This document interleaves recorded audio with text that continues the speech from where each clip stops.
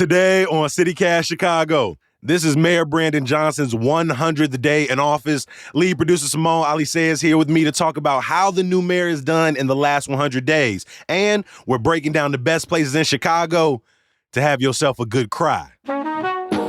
It's Tuesday, August 22nd. I'm Jacoby Cochran, and this is what Chicago's talking about.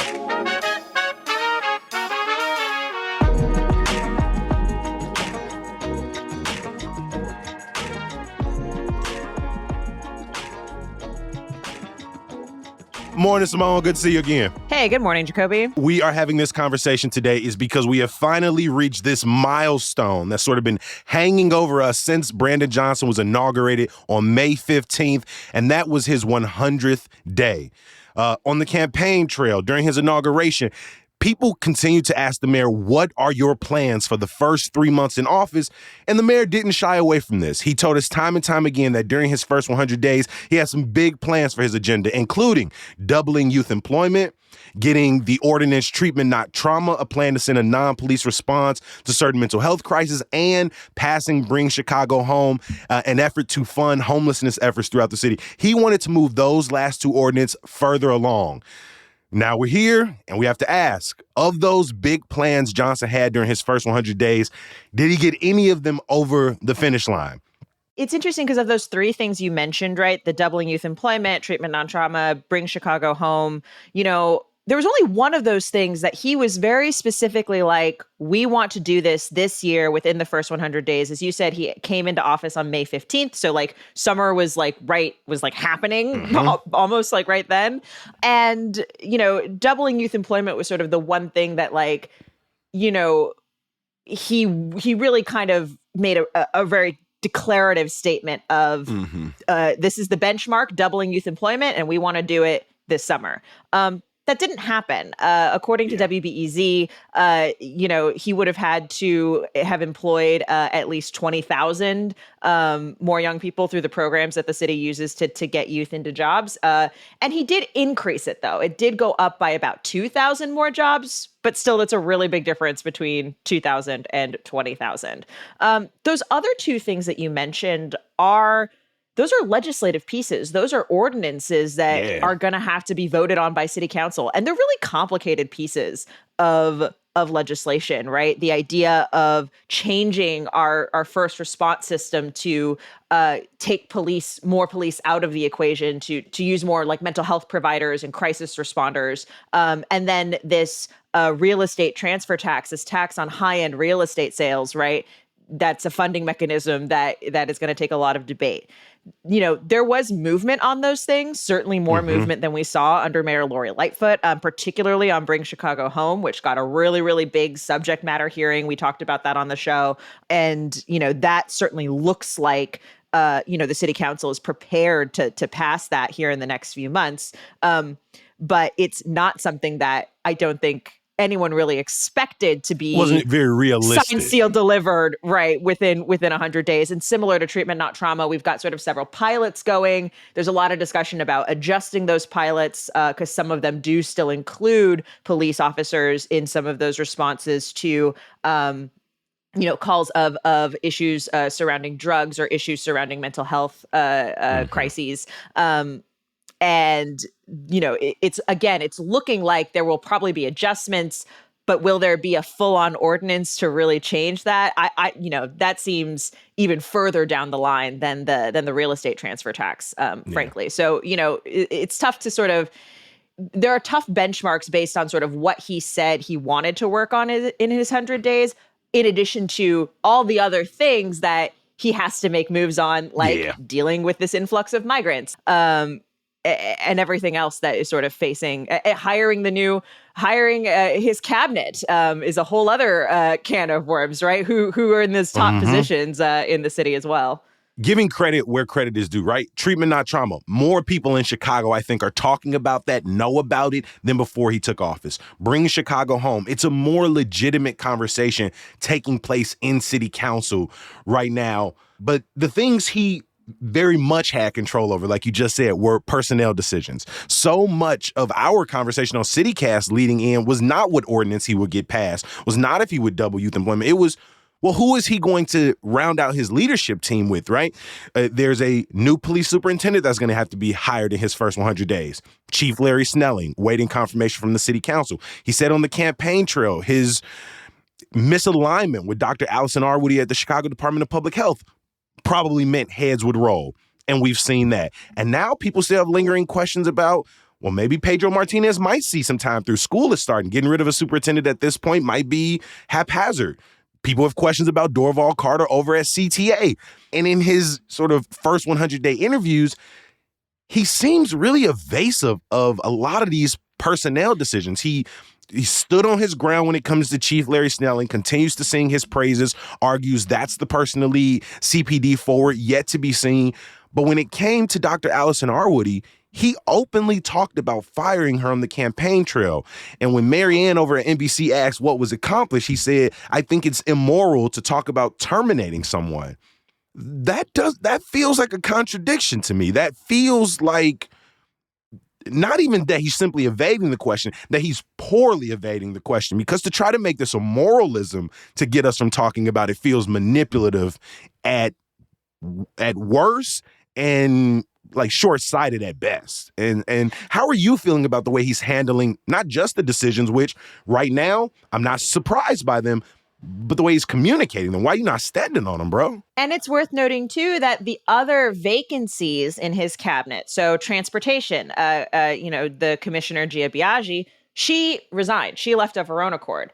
Similarly, former police chief David Brown, early on, announced his resignation. It wasn't, Johnson wasn't even in office yet. But the interim, Fred Waller told him, I don't want the job either. Right. So, those were decisions that those folks made. Also the same with the former head of the housing department as well. Those were resignations where the heads of those departments, they either saw the writing on the wall or whatever happened in those situations where they said, this is not the administration, this is not the place for me, whatever. In this case, Arwoody was fired. Johnson's administration has removed her from that position. And so I think there more than in any other of these departments. And again, a lot of those heads, those hirings, haven't happened yet. We still don't have a new head of transportation. We still don't have a new head of housing. I think it just kind of sticks out in terms of cabinet turnover for this administration. Yeah. Any big surprises from Johnson's first 100 days thus far? Anything you're going to be looking forward to in the next coming months? Because I will say, on the most basic of levels, his presence out in Chicago, showing up at festivals, cultural events, walking the bud, right, doing the things you expect of the mayor.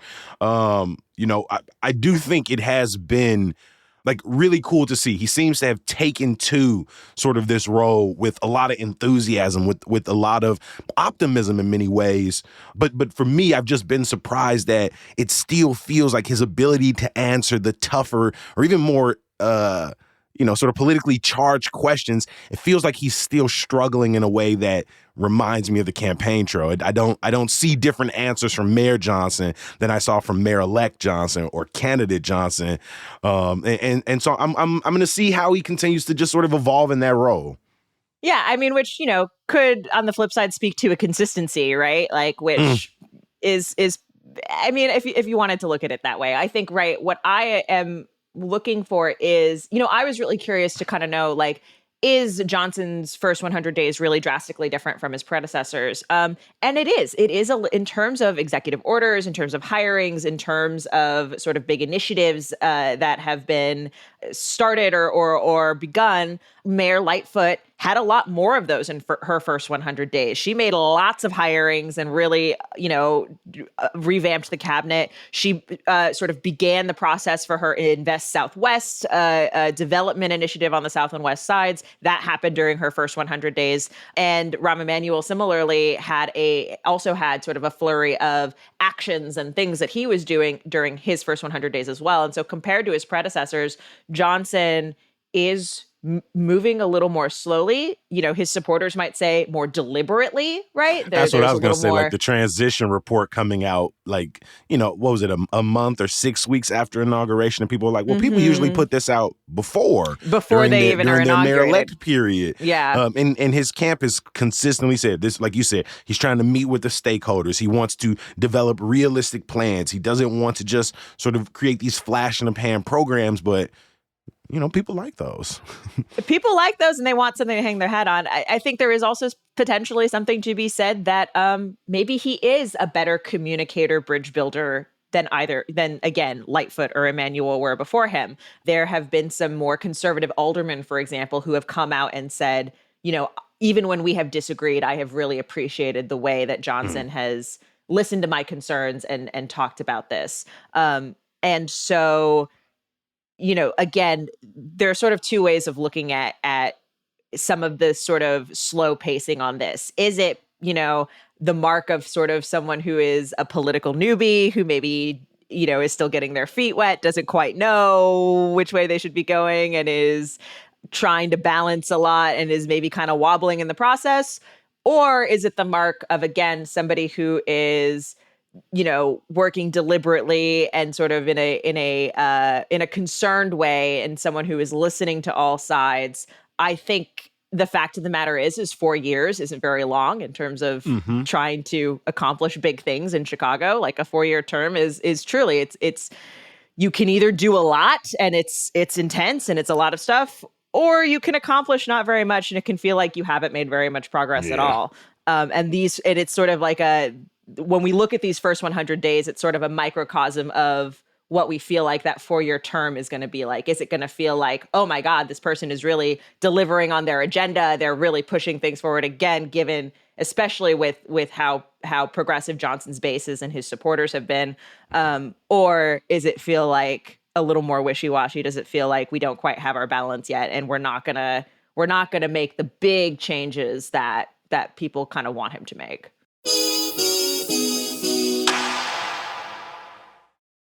Last week, our Hey Chicago poll of the week is we wanted to know some of the best or your favorite places to have a good cry in public in Chicago. And to my surprise, y'all delivered. I'm talking overtime. It might have been one of the most engaged amount of responses we've gotten from Hey Chicago readers and CityCast listeners from the text, the voicemails, Twitter. And let's start with one of those voicemails we got from Maya. Hey, CityCast, Maya coming at you again from East Side. Well, I gotta say, nothing beats my two top places. One, most lakefront parts, but particularly the Point. Love a good cry at the Point. And then my next one is truly unmatched. Any loop train stop. When you're rushing and you miss the train, you're going to be late for a meeting, or you miss the train to go throw a hair, it just absolutely crushes your soul. Nobody is paying attention to you. You just cry. Everybody gets it. No questions asked. And that's it. If that voice sounds familiar to you, it's because Maya is also the person who helped us with our East Side Hegewisch neighborhood guide. We'll drop a link for that in the show notes. Maya came out the gate swinging with what seems to have been the sort of top two seeds in this question of best places to cry. The first one, which no reservations here. This would have been my number one pick, and it's the lake. There's so much access, right? There's so many different points of entry. It's, if you're on the far west side, if you're on the far southwest side, it definitely is a trek there, right? If you're up north, if you're down south, you can find your way to the lake, find a secret spot or even a public spot, get your cry on.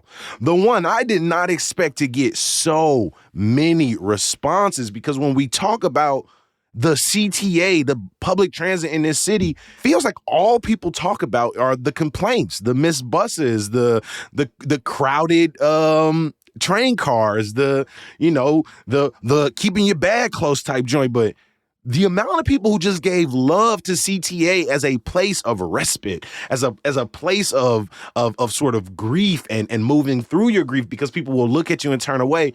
I didn't expect CTA to honestly become the number one seed in this conversation.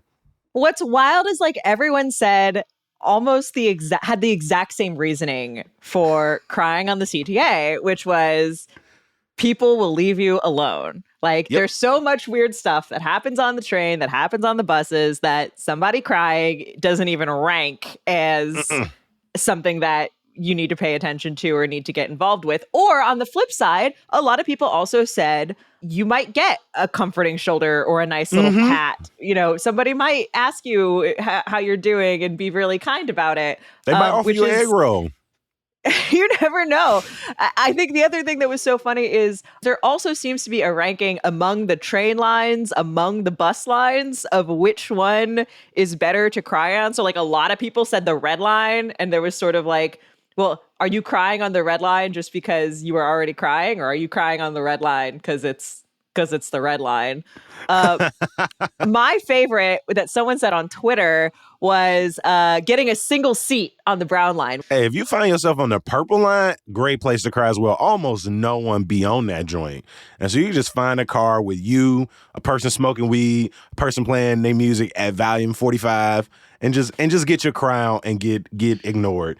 So as people were going through different parts of the train, red line, blue line, brown line, people also proposed some different locations along the lake, right? Maya just talked about the point, but you know, some people were at different parts. I think we got another voicemail. Hey, CityCast, this is Viral from Rogers Park. You know, I'm not someone who usually cries in public, but one of my favorite places to go when I'm feeling happy, when I'm feeling sad, when I'm feeling contemplative, is the pier at Toby Prince Park Beach Park in Rogers Park. It's a wonderful place when you can go out onto the pier. You get a beautiful view of the skyline. There's not usually many people out there. After I saw Oppenheimer at the new 400 on Sheridan and Pratt, I was so just shell-shocked by the existential dread of the nuclear age that I just went out there and I just sat there for 20 minutes just thinking about the world that we live in. So I feel like that would also be a wonderful place to really have a good cry. That got me. I feel that, G. He was like, we figured out how to blow up the planet before we figured out to turn ocean water into drinkable water at a mass scale at a cost-effective way. Humans are trash. I agree with that, G. I agree with that 100%. We're a trashy bunch. We are. Plenty of reasons to cry. The lakefront, there were so many specific lakefront spots. And I think there were a couple park lagoons that were also dropped. So I think water. Something about water. While the lake and CTA dominated a ton of responses, there were some other things on the list. People love the library, but not just anywhere in the library, but again, flashing back to some of the resources at Chicago Public Library, they have rooms that you can rent, maybe to practice an instrument, maybe a private study room, but people also like to schedule their grief. Yes, reader Olivia W. I loved this suggestion. Reader Olivia W. suggested renting out a study room at your local library to cry and shout it out the Westtown branch, which Bro, that took me back to undergrad. Yes, Gee, stop yes. it. Oh my God, them last 3 weeks before, them April finals coming up, and I haven't been in class for a month because of the speech team. I'm sitting in there teary-eyed, I don't know what Heidegger meant in being in time. I don't know what's happening. There were many late nights in an editing bay at one of the Medill buildings where I'm just in tears because I don't know how to use Adobe Premiere. Another one that came up a lot with libraries was Harold Washington Library in particular. So a lot of people said the Winter Garden. That 9th floor. Yeah. People want to get up high to cry is another trend I'm seeing here a lot. So we got 4th floor bathroom at Nordy's, the 3rd, 4th floor of Block 37. People want to does downtown make people cry? Yeah. So my other, we just want to call out a couple more just because they are just delightful. One from reader Catherine F., who said, Northwestern University's Shakespeare Garden is beautiful and private. What I love about this, Catherine, I don't know if you went to Northwestern or go to Northwestern, but that was definitely a prime crying spot when I was there. 100%. That was a place where students Private went. to the criers. Yeah, it was like I think that's kind of what it was for. I don't know if it was for anything else except getting your cry on during reading week. So I love that one, Catherine. Appreciate that. Takes me back. Thank you.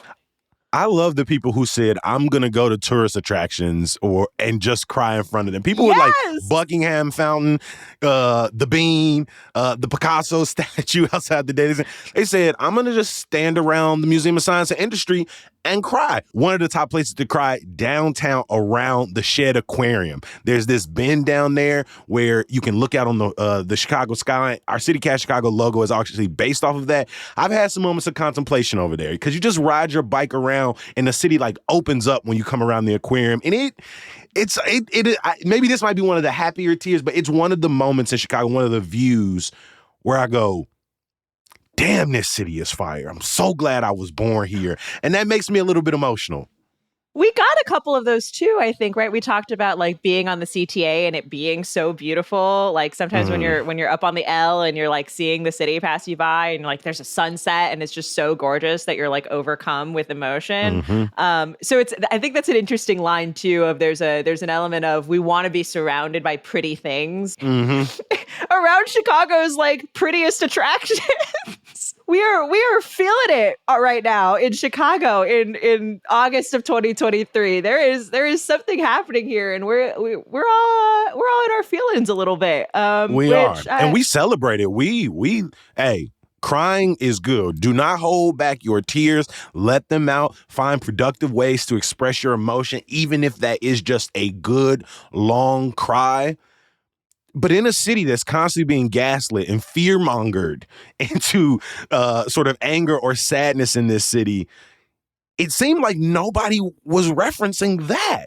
It was just purely this sort of, when I'm going through it, when I'm having a tough time, Chicago offers plenty of locations to get a good cry off. And so I'm both a little worried and both understandably worried. And then on the other hand, I'm proud of the city. I'm proud that somehow this place that I always grew up thinking, and it very much is, hard-nosed, kind of, middle of the country. Chicagoans are, we're constantly lauded for our strength, our ability to be resilient. Our big shoulders, Right, big shoulders. The fact that the city was burned down and we rebuilt it, and, thinking how many people have survived here, how many cultures have survived here. You would think that it isn't a place that supports or celebrates, people just owning their emotions in a way that is, sort of beautiful and public. And I'm happy to know that it seems that the culture in Chicago is that, it is a safe place to cry and there are plenty of opportunities for you. And so now we got to do the bracket, right? There's too many responses to just leave this here. I feel like y'all need to strap me in for a multi-series NCAA tournament-style bracket. We're going to seed these options, and we're going to run this back. We're not just going to talk about this open list. Now we have to make these things compete against each other. I think both of our dark horses are the same, Simone. Yes. Obviously, arguably the funniest response that we got. What's that dark horse? Somebody tweeted at us, in any random alley facing the wall. Come on.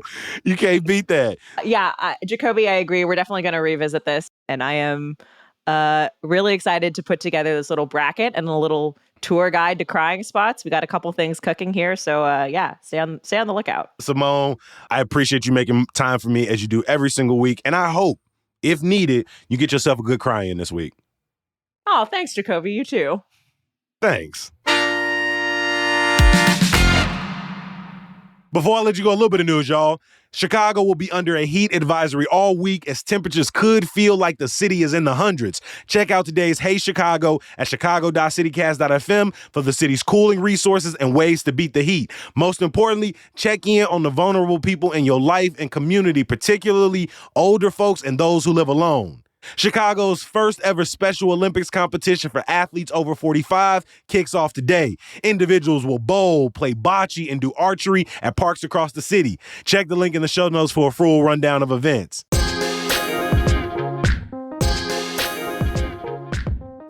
And some good news. Catch me Thursday at the New Jack Jeff Art Show. You can see Chicago acts like Achilles and Vicky Street and purchase local art. Come on and enjoy the vibes and celebrate Kobe Bryant Day with us. As always, I appreciate you for listening. I'm going to talk to you tomorrow. Peace.